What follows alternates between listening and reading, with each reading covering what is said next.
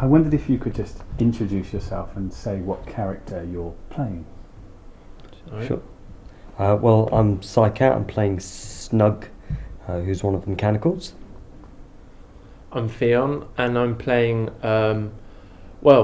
We are all playing Puck. Don't want to give too much away, but we are all playing Puck on the same night, not alternate nights. And I'm also playing one of the mechanicals and a fairy and lots of other things. What's a mechanical? It's workman. What is it?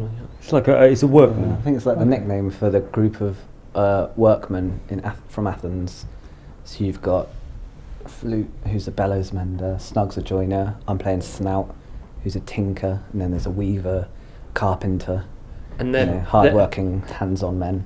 And they're putting on a play outside of ours in the hope that they get picked by the Duke Duke to Theseus. Perform.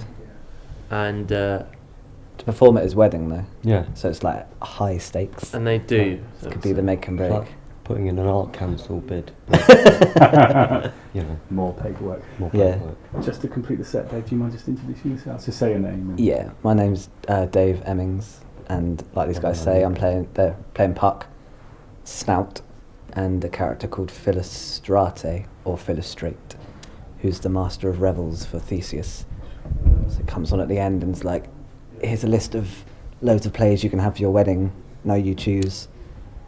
And the mechanicals hope they choose him. How does it work, 3 people playing one character? It's marvellous. Wow. Yeah, it's a lot of fun. There we go. We've bonded already. Well, we're still like exploring it, really. Yeah. Like the actual, what will end up on the stage. But currently we're just kind of trying to get the text down. Yeah. Aren't we? Like, I mean, getting into the... Essentially, for anyone who doesn't know, Puck is, this fairy, this spirit. And they say within the text that he changes shape. So actually Tom came up with this idea that why should it be played by one actor? In fact, I mean, at times each of us plays Puck. Other times, other objects represent Puck. So it's really that idea that actually his spirit can suddenly switch and inhabit anything and everything. Yeah, and I think at any time, like, there could just be anyone could play him. And I wouldn't be completely surprised if... Not the audience. By the end, you never know. It's not that sort of show. It's actually very serious at Shakespeare. Actually, it is very serious. It's not serious at all. There is... Well, it's a bit serious. Well, not the way we're serious doing it. Elements. It's supposed to be serious in places, but we are having a lot of fun. And...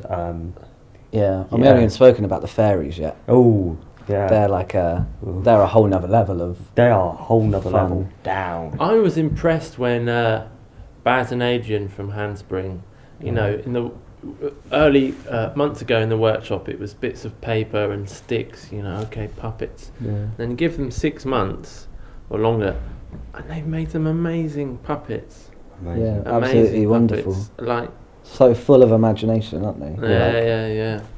And now it's up to us to try and make them come alive and do them justice for their designs. So what's it been? You're still in the early stages of rehearsal, kind of.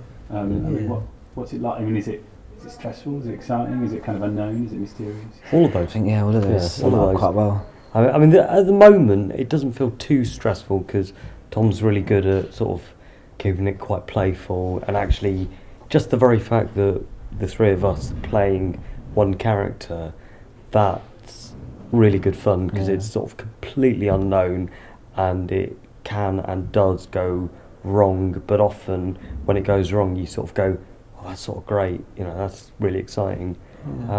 What's really nice in the rehearsal room, you don't really have a set structure of this is what I want from you, now deliver it now.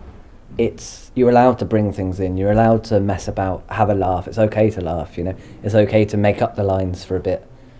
Possibly that will be rained down by the end of the show when I have to actually do the script, but at the moment it is just anything goes, which is amazing because of course we're not just actors doing the text, there's puppets involved, there's these amazing structures, feats of engineering involved from Handspring, and you can't just run it in a traditional rehearsal room. I mean, so it's magical.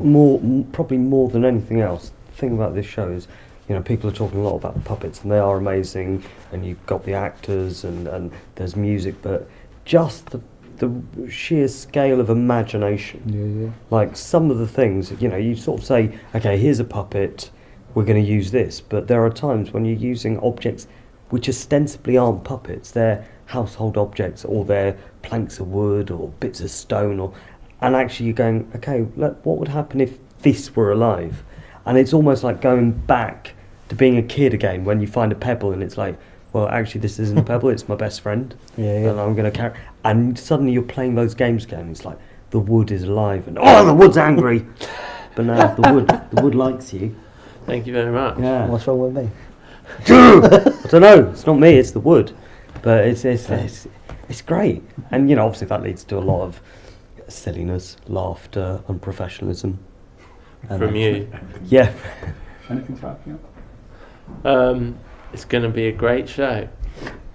There it is. It's a tagline. That's the soundbite. I was just wondering, I just had a question. Do you mind if I? Yeah. Just because you guys are all, there's 3 of you playing Puck. How do you also I'm 6. Sorry, Joe. Yeah. Yeah. How do you ensure that the audience understands the conceit that there's 3 people that are the same person? How is it? Well, that's The challenge. It's got a bit of a challenge, yeah. and it's the job of the director to sort that out. I mean, there is there's ways and means. Okay. Yeah. But I think you can take in the energy of Puck. Sorry, could you? Oh, sorry. Sorry. Hello. It's all right.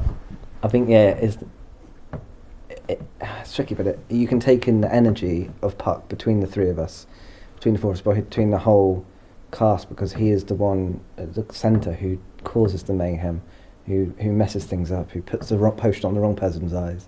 So as long as you have like the kind of the energy of what's written in the script, then I think the audience will kind of get who you are, unless we just have to say I'm Puck every time we come on stage. Yeah. Well, we could do that. I could do that. But I mean, genuinely, we're hoping, and I think it's probably true, the audience won't have seen anything like this. Yeah, hope so. For good or for bad. Yeah.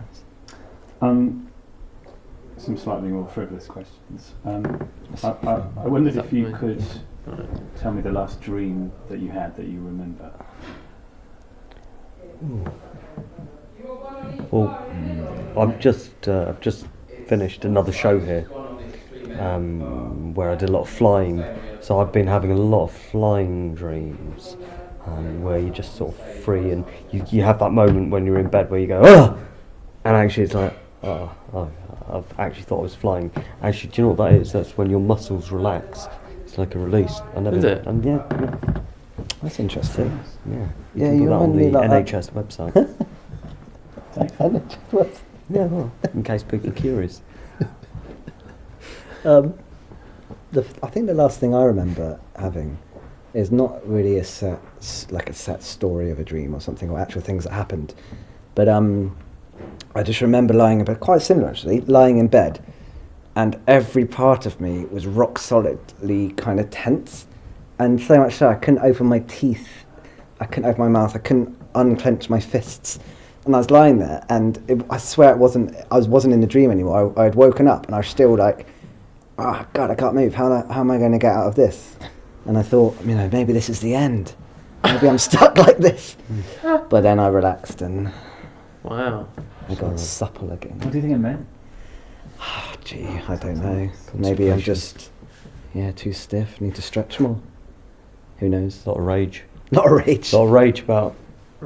What? Fionn.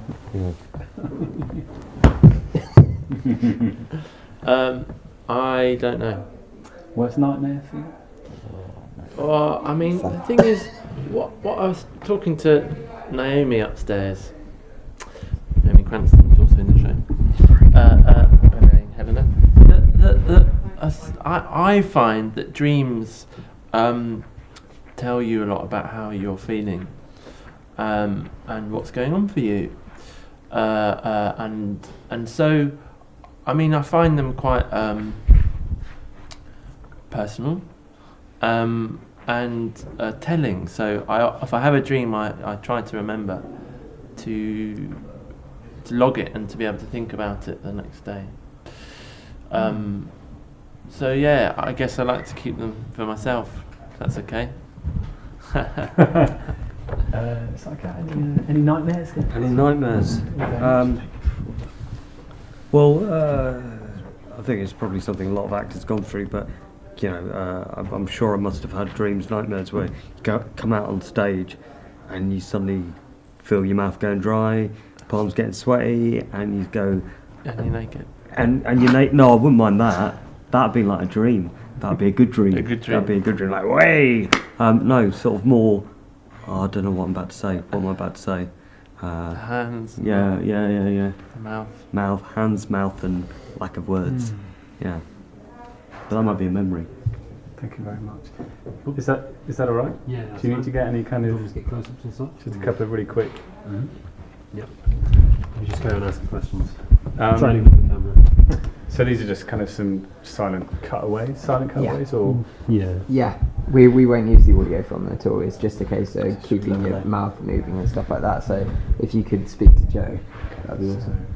So I wondered if I gave you £1 million, what would be the first extravagance you'd spend it on? I'd probably buy you a nice suit. And a really nice suit. I'd pay off my mortgage. Yeah, pay off my mortgage. I'd buy a I'll mortgage. pay off your mortgage and